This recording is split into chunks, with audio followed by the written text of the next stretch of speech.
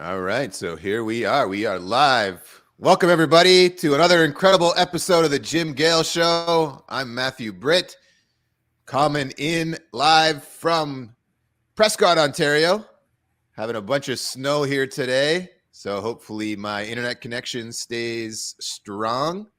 And we're excited about this show. We've got Jim normally would be here with me, but today he's actually at the Next Steps conference in Georgia. So he wasn't able to make this. Jim and I actually may do some live broadcasting from the show tomorrow. So you'll be able to see some of what he's got going on there. But today we've got a great guest joining us on the show, John Snyder. Welcome to the show, John. Thank you very much. Glad to be here. It's great to have you here. And John, devoted husband, father of two, and one child with special needs. And we'll talk a little bit about that today and some of the reasons why John's become so passionate about the environment and some of the things he's got going on there. But what he is doing in terms of something that I had never heard anything about, and I imagine most of our audience here won't have either, is Aquamation. So John, again, welcome to the show. And first off, why don't you just tell everybody in the audience a little bit about yourself, some of your background, and how we've ended up here today. Yeah, well, Aquamation is, as you said, kind of a big unknown. I just got back from a conference and I'm telling everybody, they're asking, what do you do? And I'm kind of like, well, let's start the story all over again. I think I've decided that I could fund this, my whole campaign just by doing, betting people $100 they've never heard of Aquamation, and I'd be fully funded in no time. Yeah. Cremation is, everybody's pretty familiar with that. You're using fire and flame, and aqua is water. So bottom line, you're using water to dissolve, generally in this case, a body. It's used a lot for pets. It's legal in all 50 states. Aquamation is now legal for humans in a little over 20 states. It's somewhat available in Canada. I'm not sure if you've had a chance to look into where exactly up there that is. Surprisingly, it's not as popular in Europe yet, as I would think. They're usually ahead of the curve on us on the whole environmental stuff. But what really got me into this is the pandemic. I'm a funeral escort. It's one of my side gigs. And so obviously I'm in Orange County, California, not the other orange counties. And at the height of COVID, there was 250 people dying a day. In LA County, it was closer to 500. And, so Monday, Tuesday, Wednesday, by the end of the week, you're looking like 1,250 people have passed away. And then the next week starts all over again. Boom, boom, boom, boom. Yeah. And, we'd see these things on the news about the refrigeration units behind the hospitals and stuff like that. But that was the end of the story. It's like, unfortunately, I hate to say fake news, but news just doesn't go into, the details of stuff like that. And so seeing behind the scenes what was going on, it's like, well, Cal, what can we do about this? It was getting downright dangerous, in terms of, health risks and stuff like that. And a few people were aware of that. And once again, being behind the scenes, people are like, hey, you should get into cremation. And I kind of looked into it, and one, burial in large cities and large metropolises, being I'm close to LA, you go from LA down to the San Diego, border to Mexico. If it wasn't for Camp Pendleton, it would be just solid, building and people. And land, this last year during COVID has just gotten crazy. I mean, little 3-4 bedroom houses in a suburban, even Garden Grove, are $1 million now. It's like, yeah, so burying people is extremely expensive. And you saw all the GoFundMe pages, from COVID. Yes. And all that kind of thing. Because a lot of people were dying long before they anticipated. So none of that stuff was really set up. So they turned to cremation, much more affordable. And so I was looking at that and just kind of realized, the AQMB really limits it. It's very difficult to do and start. If you're already going, it's not too hard. And so A Like friend turned me on. cremation as a business is a hard business to get going. Well, it's hard to get going because of because what you're doing, you're releasing all the smoke and toxins and stuff into the air. And so the AQMD is just like, no, now they totally opened up the doors during COVID because it's like, hey, we've got to eliminate this problem here. Yeah. But they're starting to ratchet that back. And so a friend of mine, introduced me just like I'm doing to you, Aquamation. And I'm like, this is friggin' awesome. And, as we'll talk about later, probably, I'm big into the environment and have been for a lot of years, mostly because of my son with autism. And so it's like, okay, how do we do this? And so that was really kind of the crux of what got me going, down this road. California legalized this when Governor Brown was governor the second time before he left office back in 2017, 2018 timeframe. But it wasn't until last year, 2021, that the Funeral Bureau finally realized how they wanted to manage this. Because even to them, it's kind of like, okay, what is this and how do we do this? And, it's like our state is very pro environment. The bureaucracy is not always as supportive. I've had a really hard time getting to go down that road. But the point being is that one cremation is the equivalent of 10 cars on the road. So in California, elaborate on that a little bit more. What do you mean? As you're doing a cremation, you have like 10 cars sitting out, the equivalent of 10 cars sitting outside, putting fumes into the air. So just like idling, sitting there, driving on the road, whatever you want to call that. Wow. And we just outlawed ICE vehicles, internal combustion engine vehicles in California. So after the 2035, you're not going to be able to buy a brand new one of those vehicles. It's going to have to be electric. Not only electric, it can't even be hybrid. It has to be fully electric by that time. So if we can't keep burying people, it's not feasible or economical. And cremation is this bad for the environment. Just like older gas burning cars, they're not going away. Cremation probably will not go away entirely too, but it's going to be strongly curtailed. It's going to be much more difficult to do. And our death numbers are set to go up significantly as the boomers start passing away, which they already have. COVID has kind of started that ball rolling, if you want to say.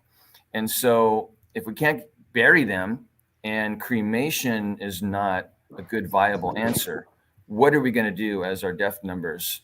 I don't want to say skyrocket, but they're going to go up at least double, maybe triple, hopefully not as bad as what COVID was.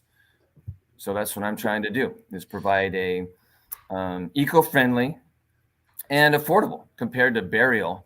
It's a little bit more expensive than cremation. It's similar in price, but burial is like 10 times, as much, if you can even, do that where you're at. Wow. Now, if you're in a small, I hate to say, down south or something, but, Texas or Mississippi or Arkansas or any state where land is a lot more affordable and more plentiful, this may not be for them.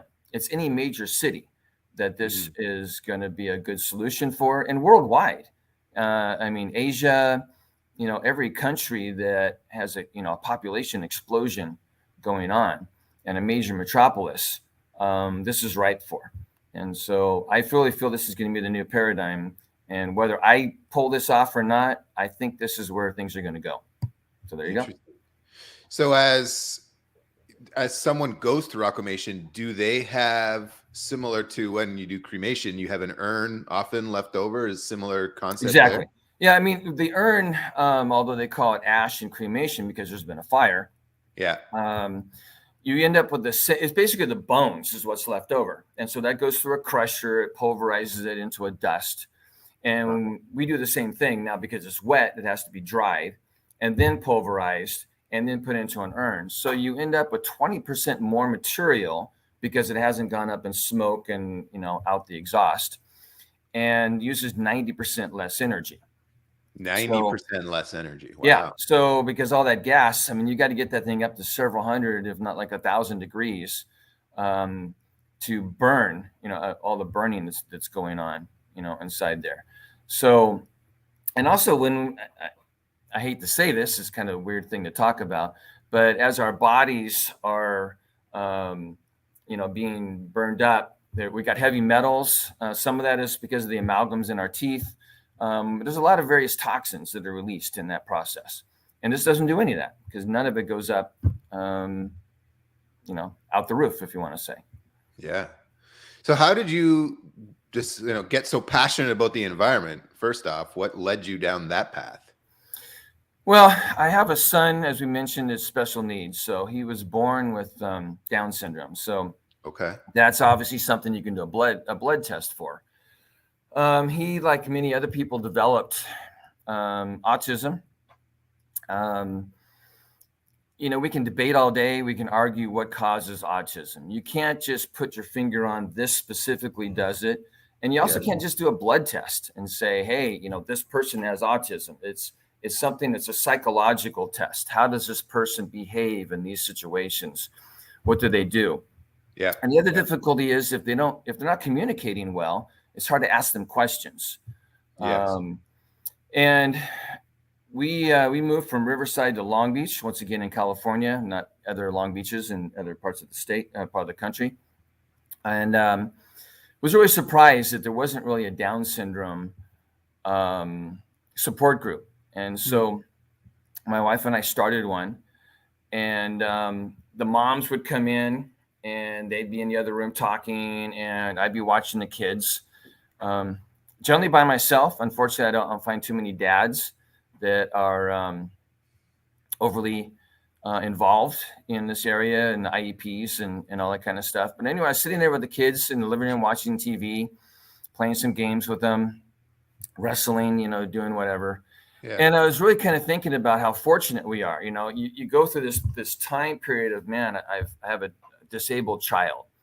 And once you kind of get over that, you realize that Down syndrome has a lot of other issues. And first of all, Down syndrome is you have 3 chromosomes on the 21st chromosome. So for those of you who don't really know what that is exactly. And there are other chromosomal issues called other things. And we can talk more about that later because I do have some experience with that as well. But anyway, I was just kind of looking at all these kids going, man, we're fortunate that my son doesn't have, there's heart defects. There's a lot of body issues that we managed to dodge and didn't really have that. And some of these kids were already diagnosed with autism. And I'm like, man, we're so lucky not to have to deal with that too. Yeah. Well, not yet. So every year during the IEP, which I alluded to earlier, is where you're kind of deciding, for those of you who hadn't been down this road before, it's the individual educational program each student goes through when they're in special needs. And every year we'd go through and kind of go, okay, what's the best school in our school district for him to be in? And kind of decide, okay, who's teaching, who has the best rapport. Also, most people with Down syndrome are boys. Oh, really? And there are girls, but interesting. It's not as common. Interesting. And that's the same with autism. Yeah, to some degree, that is very true. Yeah, I wonder what that is. Well, that's a whole other topic of conversation. Yeah. But the point being that I'd go to these and once again be the only man in the room 90% of the time. I will say women, are way better, at patience and dealing, that just whole heart for kids and people with special needs. Yeah. A lot of us men don't have the patience for it. And I must admit, I have had to develop a lot of patience in my lifetime because of this and other things. So anyway, we'd be in these meetings and kind of go, well, who's the best teacher? And, even it's funny ironic because he would really gravitate towards men, but there were so few men teachers, and so it was always kind of this selective process. And around junior high, we found this school that was downtown, literally the other side of town from us. Mm-hmm. And that became a little bit difficult because we had to then participate in the transportation because it wasn't in our immediate neighborhood. But we felt that was the best placement for him. And so we put him down there. But it's about a mile away from a major freeway where all the trucks come out of the port. So they load up all their stuff, and there's this huge fleet of trucks coming in and out of the port all day long, and all the smoke from that. And then on the other side of the freeway is Wilmington, which does all the refining for the gas stations in Southern California, or actually parts of the nation. Yeah, because we export that both across the nation and to other parts of the world. Yep. Mm-hmm. And even where we were, I could smell the refineries, particularly on a summer day. So I knew that was significant, but I never really knew how significant. Later on, I found out that Long Beach has the highest asthma rates in the nation. So a lot to do with the air quality. For sure. So anyway, back to my story. And during that time period, we, my son Joey, regressed. Autism just skyrocketed, just totally took off. We lost all communication. We had really focused on verbal communication. So we did sign language when he was really young. But his mom really wanted to transition him to speaking as much. And we're doing 2, 3, 4 word phrases. But that all went away. And to this day, we haven't recovered. We've recovered some of that, but a lot of it is still very difficult. And the one thing I really realized about autism is it's the brain synapses. Are they talking correctly? And the way I see that and can quantify that is, say we take him to the doctor's office or the dentist or someplace. He obviously does not want to go. And when he was little and he was,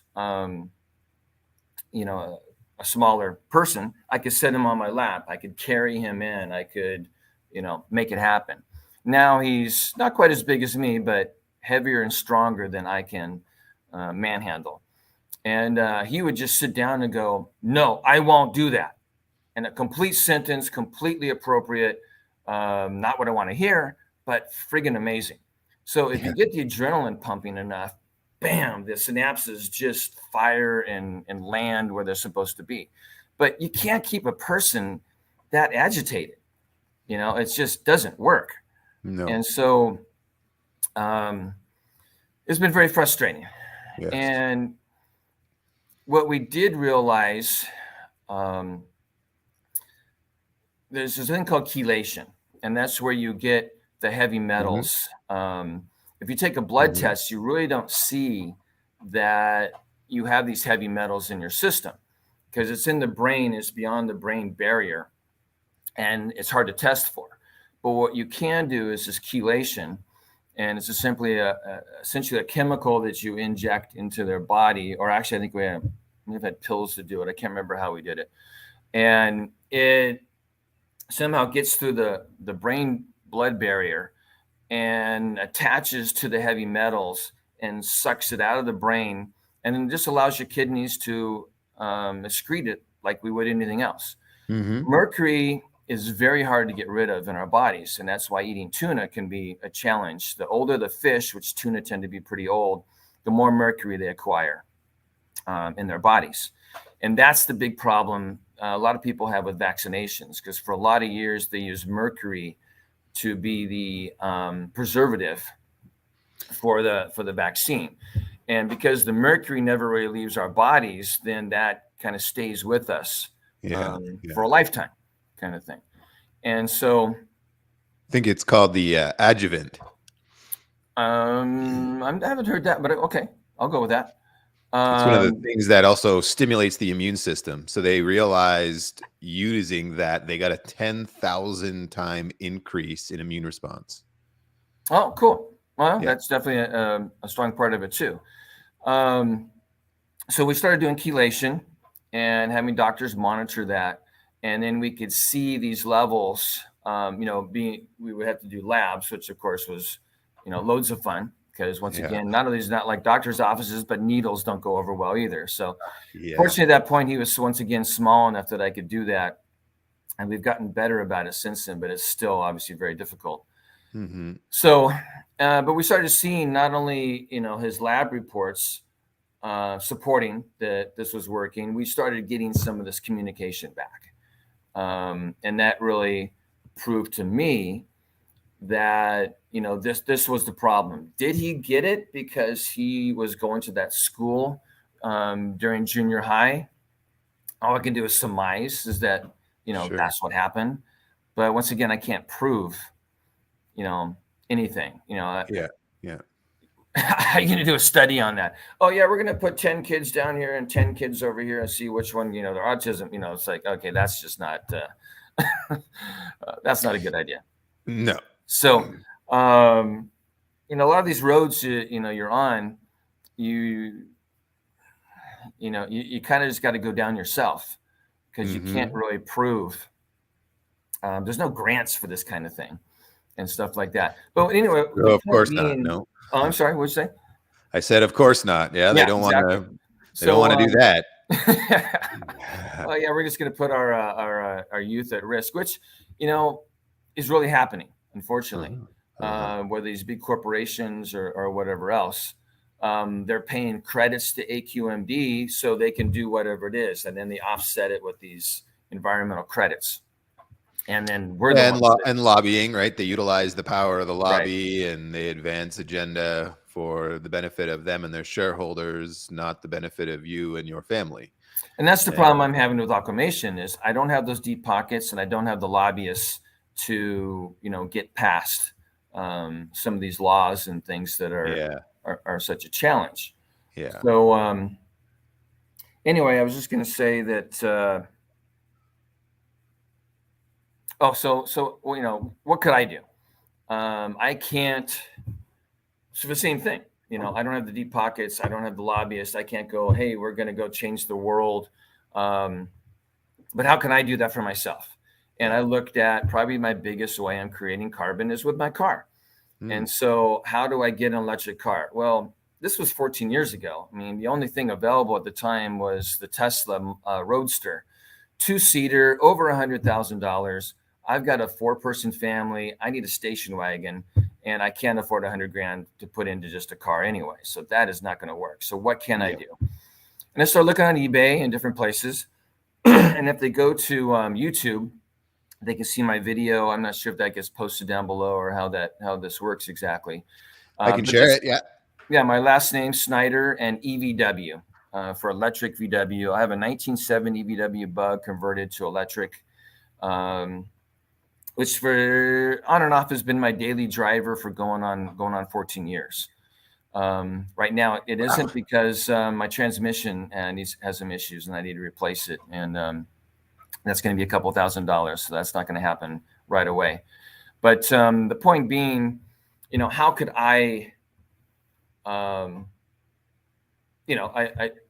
video talks about you take your grocery bags. This is long before we outlawed grocery bags here in California. Take your grocery bags to the store.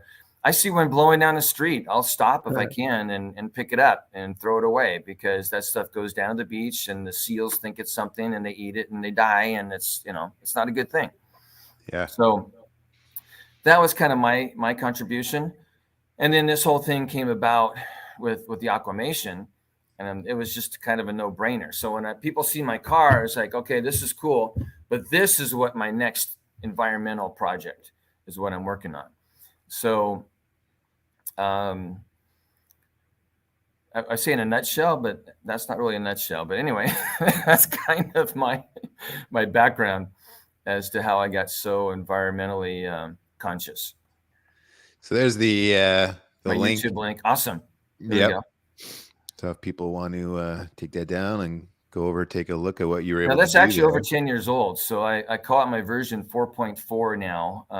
Okay. I've redone it numerous times.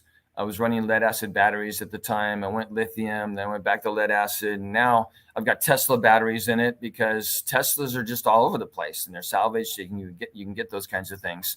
My 0.4 is the fact that I put disc brakes in it because I also call it my 90-90. I can either do 90 miles per hour or 90 miles range, not at the same time. And if you're going to go that fast in the VW Bug, it had all drum brakes. It's sketchy. It's very scary. And so you want real brakes in that car. So that's, I guess, reach out to me there if they want more information about that. I also have a Facebook page specifically for that, which is, I want to say Go Green or Green VW on Facebook. Check that out. And you need to ask to be a part of the group. I'll let you in. And you'll see some of my updates and things I've done over the years. And of course, I think my website about Aquamation, does that show up in my Facebook? Yeah, I had it. There's the website for Aquamation right there. Cool. And then my Facebook page, same type of thing, Agape Aquamation. Yeah. Agape's love. Some people in the religious community recognize that. If you're not, it's just the Greek word for love. And Greeks actually have several, I think it's 6 or 8 words for love. Phileo being like friend love. That's where the Philadelphia comes from. Eros and different ones. So agape is unconditional, true love. So that's where that comes from. Not trying to be religious, just trying to, not everybody is into, some form of religion. And so if they're not, then we're here to help them with that too. And however we can. So one thing I wanted to ask or just inquire if you've looked into before for the chelation component and removing heavy metals from the body. Do you know much about zeolite? No, I don't. Enlighten me. That is, zeolites have a very unique structure and they're negatively charged. So they attract heavy metals and can be exceptional at removing them from the body. You can do some of your own digging on that, but it's zeolite, Zeolite. Cool. Zeolite. I can't remember what we gave my son. These are things you can consume yourself at home. You can buy a high quality zeolite powder, or you can actually also find it in a liquid format.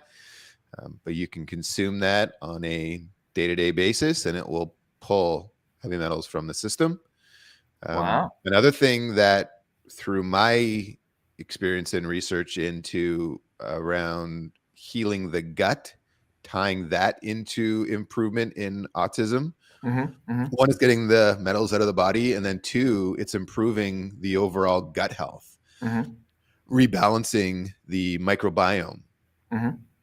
And the healthier the gut system is, because it's one of the major things that researchers into autism have linked the correlation between gut health and brain health, right? It's almost like an additional brain inside the gut.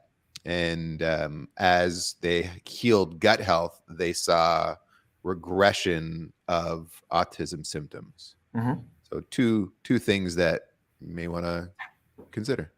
Well, that's why a lot of people consider the gluten-free diets. If you get people with autism off of gluten, like my son, you see a lot of the stimming.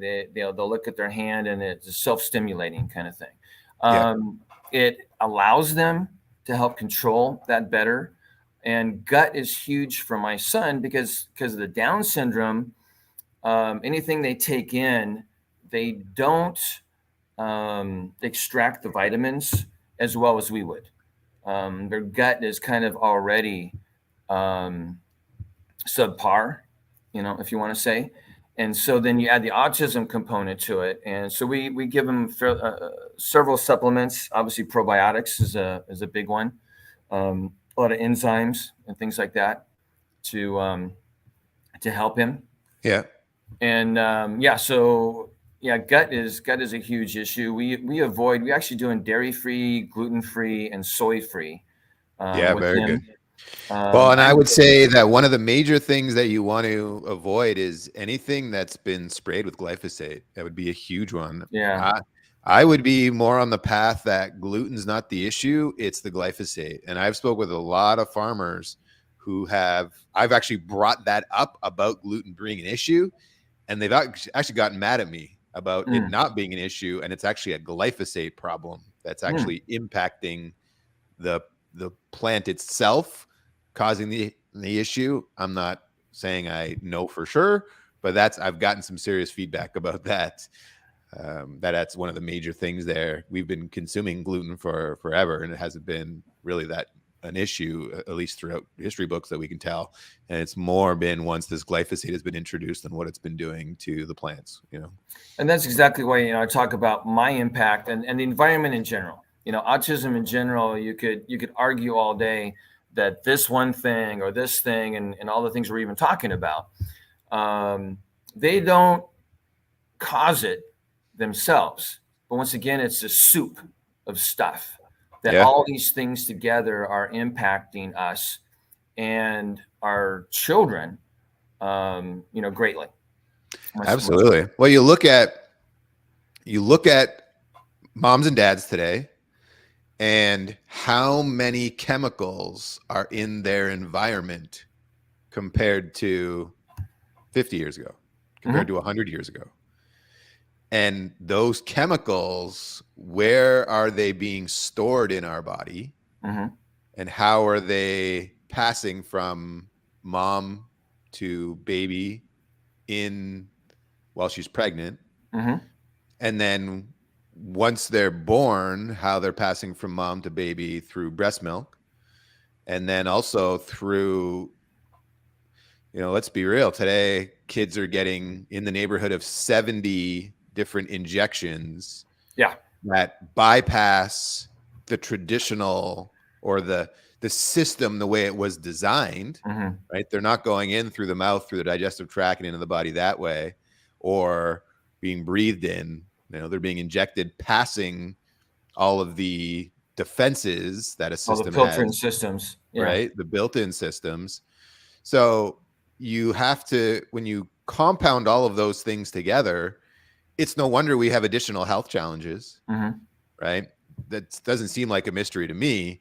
Now, the medical system may say differently, but it's really interesting how numbers have changed over the years as we've done these things. Now, again, they'll say causation or approximation doesn't equal the cause, or all that, the words they like to use to confuse us a little bit more about all of it. But when you actually take a look at the statistics and the numbers, they fall very much in line. Now, not to say it's the thing, but should make you and should make them ask questions instead of just going, no, it can't be that. We're not going to look into it, but it can't be that. Well, that's where plastics, I think, fall in. That's a perfect example. Well, yes. I don't know how much you've gone down this road, but what can you eat that hasn't touched plastic, or at least probably several times or several ways on its way to you? Those are also chemicals, right? And where are we getting plastic from? Where we're taking petroleum and we're refining that, and that becomes something that we think is safe to put our food in. And we look at it and go, oh, there's no way that there's a chemical that I could put this in, and there's nothing going into my my food, my drink, my whatever. I mean, bottles of water. How do you get? It's almost impossible. And yet, you look at all these things that you're talking about, and the time frame is how much we have really taken plastic into our world. And once again, you could debate all day long. That's not the only thing.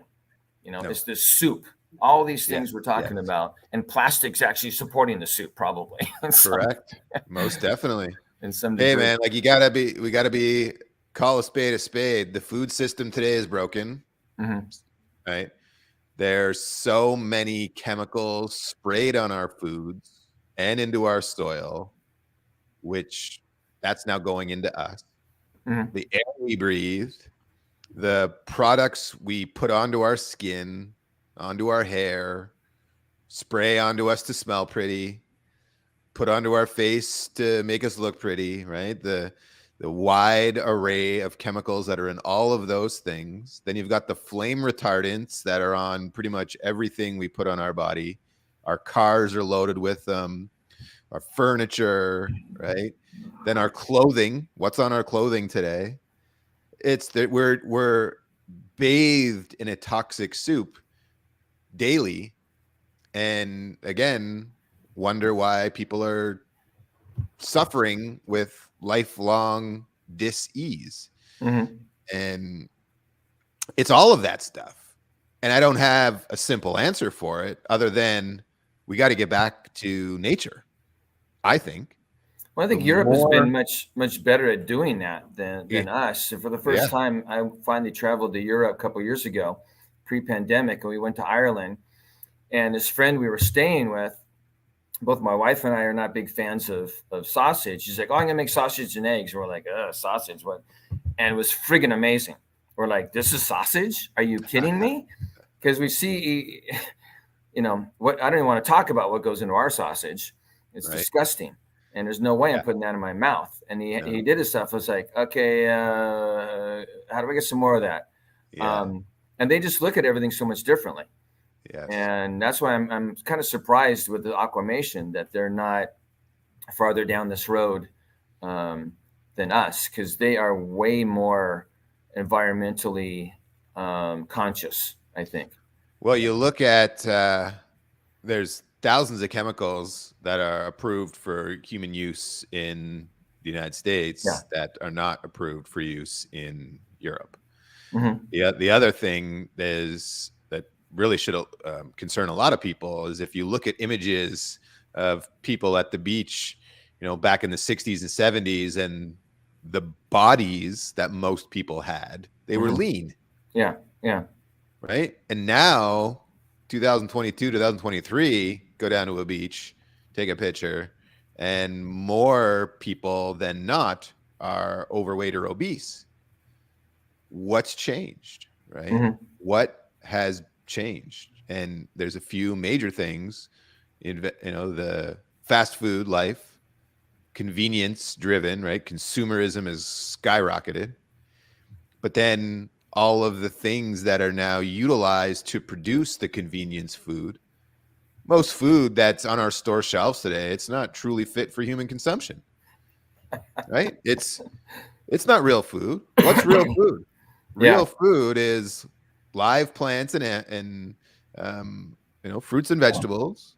And then you can get into the argument about animals, but we've always been hunter gatherers.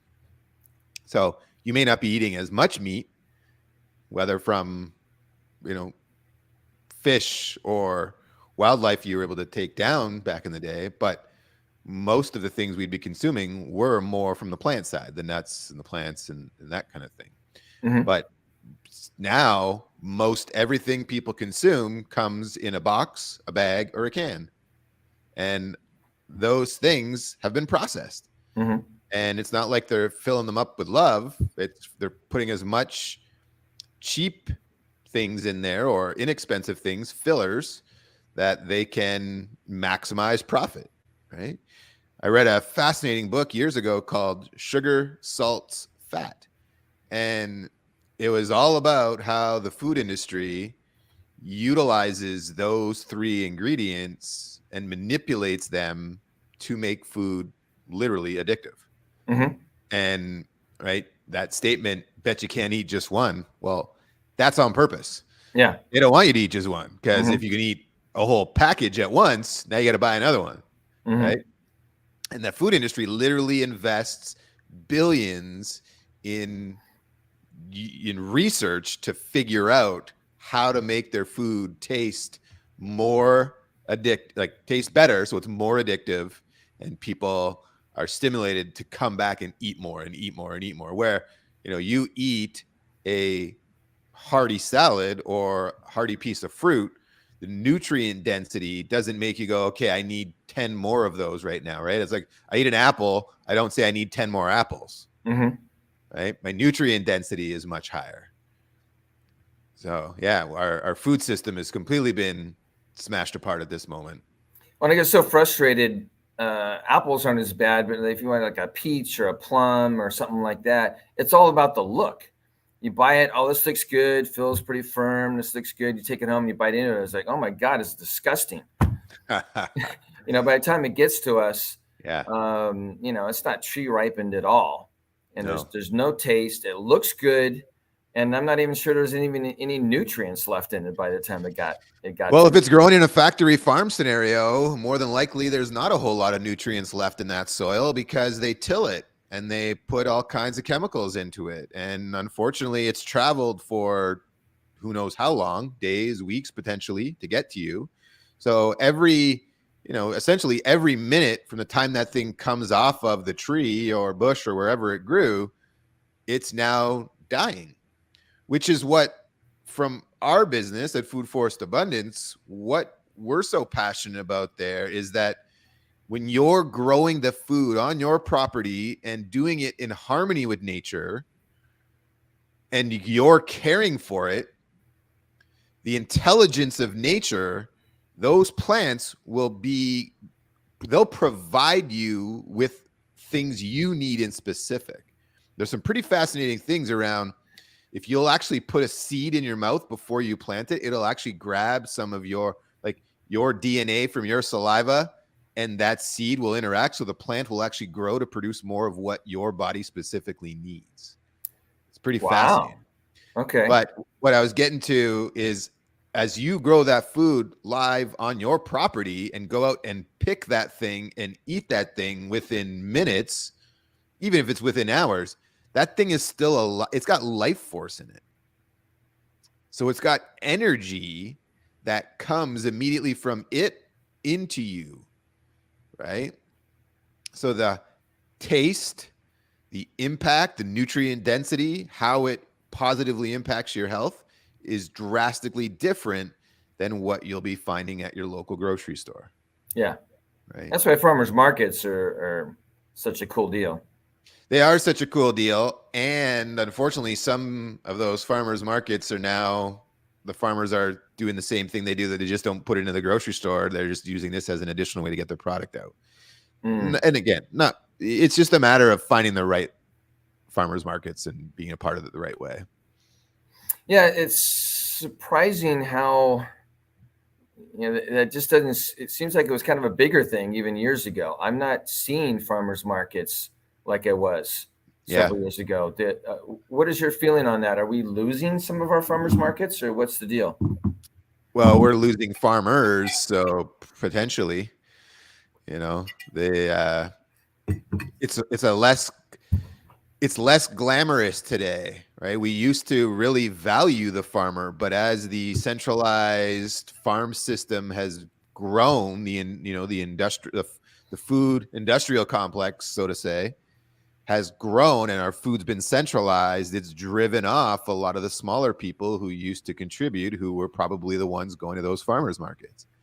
So our intention is not to bring back more farmers per se, it's to bring back more prosumers, where they're taking responsibility over some of their own food production and doing it in a way where they don't utilize the poisons which are being incorporated by our industrial food system, and that they grow by working with nature instead of against it the whole time.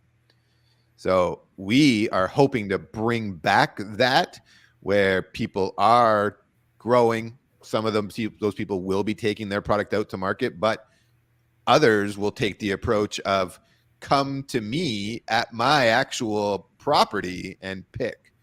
So those are some of the concepts that people are integrating, is like a you pick type of, we pay by the pound, come to my thriving food forest and grab stuff right off the trees, bushes, edible plants, etc., and pay by the pound instead of going to your grocery store. The part that confuses me, and I'd be interested to hear your perspective on this, is I'll be driving down the freeway around here, and we still have strawberry fields, but they're like right up to the freeway. It's like, no, wait a minute. Okay, this is grown. I'm seeing it locally grown, but it's getting air from all these cars going by, and all that soot is just landing on those strawberries. Then that's good. It's like, probably not. Now, the real important thing there is, what else are they doing, and are they tilling that soil or not? Are they caring? Because here's the thing, that people think they grow plants. It's not it. The plants grow themselves. They do the work. That's the magic. But the thing that we can do is really help the soil. And the better we care for the soil, the more diverse the bacteria in the soil, the healthier the soil is. That is what works with the plant to grow the plants. And it's actually the bacteria in the soil that do much of the exchange of nutrients, minerals, etc., to the plants to help them grow. So what we really do is grow the soil when we're watering it or when we're putting compost on it or doing those things, which that is what works with the natural systems to produce the plant. And then the healthier the soil, the healthier and more nutrient dense the plant and the food that that plant produces will be. We can also eliminate chemicals and toxins from soil. It's specific microbes that do a lot of that work. And I don't know 100% what those microbes are, but there is ways to remove poisoned soil and build it back up to become extremely healthy soil. I guess that's the big question then, is just how do we know, even at a farmer's market, how they, I mean, you could even ask the person that's there. I'm not sure they have the answers to that because they're probably just the person selling it for them. Exactly. What do they do to their soil? Yeah, like you're talking about. That's an important one. And then even, the misleading of the word organic today. Or organic food can still have all kinds of chemicals on it, right? There's certain things that still fall into, well, I'm organic, but I've done all these things and you just don't need to know about it because I have the label where I'm organic. It's interesting how regulations get impacted because of lobbying power and what they're able to get away with. So for us, again, the most important way for you, or the way for you to know what's on your food, is for you to grow your own food. That's the only way you 100% know, or the person who's growing your food and you know them well enough to trust that they're not doing any of the negative things to it. Now, they also talk about, say you are living next, you have a farm, and you're organic, but the guy next to you isn't, and then the birds they're spraying it and that blows onto your side, and, how much can you, you can try to be organic, but how effective is that really if the people around you aren't? Yeah, again, which is another reason why you would be wise, if you can, to grow some yourself and not be buying it from other places. Now, it's not saying you have to get all of your food from your own production. There's varieties in there. It's the idea is that everybody do at least a little bit, because the more that we do ourselves, the more we know that what we're doing is not spraying chemicals on it, because we're the ones doing it. But overall, that will also ease the burden on the food supply system. If everybody is doing a little bit, that makes it, or whoever can is doing a little bit, that makes it that much more available for those who can't do any. Right? So it's we believe that if we can build out a localized, decentralized food supply, working with nature, working with the science of permaculture, removing the poisons from the system, we'll see a drastic increase in overall population health, as well as do a lot of mitigation from the environmental impact place, right? If your food's coming from your own property instead of traveling for 600 miles, that makes a big difference on the environmental pollution, the environmental impact, etc. So inspiring as many people as possible to take action on doing that stuff is our overall intention, and it's going well. Cool. Yeah. I mean, I have a fairly big yard, but a lot of people have almost no yard. So it's like, I guess you could have a condo and have your own little tiny thing on your porch. I mean, sometimes at least have a porch or something you could do things. Yeah, and we can help people grow in a variety of different ways, and whatever they can do is whatever they can do, and we're happy to support in that side. Cool. Yeah. So before we head off today, why don't you again just let everybody know where they can find you, and if you have any other resources where they can learn more about Aquamation. Obviously, your website is one location, but any other final thoughts, and just let our audience again where they can find you, John. Yeah, my website again is Agape Aquamation. There's a whole FAQ area there and various articles. On Facebook, Agape Aquamation is the page, and you'll see a picture of me. I don't know. There's very little Aquamation actually on Facebook, so it shouldn't be too hard to find me. And there's a ton of articles. I think the first one is a video from the Mayo Clinic talking about it. And then there's various links to videos and stuff on YouTube. There was a lot of news over a year ago when Desmond Tutu announced that he wanted to be aquamated after he died. And that brought it to a lot of people's attention. And so there's several articles, referring to that in there. Okay. There's one in Canada. This lady, talks about, she's in Canada. I think she's in Ontario. I apologize if I'm wrong, but I think that's where she's at. Okay. And talking about how she wants to, leave the environment. We came in water, we can now go out in water. And not having, whether you're buried is not great for the environment. Not only you have this coffin, but then it goes inside this giant cement outer coffin, if you want to call it. And none of that really, we're not going back to the ground. Plus, if you're embalmed, you really don't want those embalming fluids going into the ground and the water table either. Yes. And the whole cremation thing with the, going up in smoke. So, those two areas are probably the best way. Okay. And if they want to reach out to me in any of those places, or just actually Agape Aquamation at gmail.com is another one to reach out to me on. They can connect you on your website too, right? Yeah. So there's a contact us and things like that. I think info@agapeaquamation.com. All right. So any of those. Okay. Outstanding. Well, John, hey, thank you for the great conversation today. Really appreciate it. Love what you're doing. Awesome on the environmental impact and proving a better way forward for people going through that transition of life to death. Yeah, it's the end of life stuff that we don't want to talk about, and we're all going to have to deal with it at some point. Yeah. Well, thanks again to our audience. Awesome. Thank you, John, for joining us today. And everybody, if you found value in this, please like it, share it, get the message out. And we'll see you again on another episode of the Jim Gale Show. Have an amazing day. And John, thanks for your time. Thank you so much, man. Take care. Bye. Bye-bye.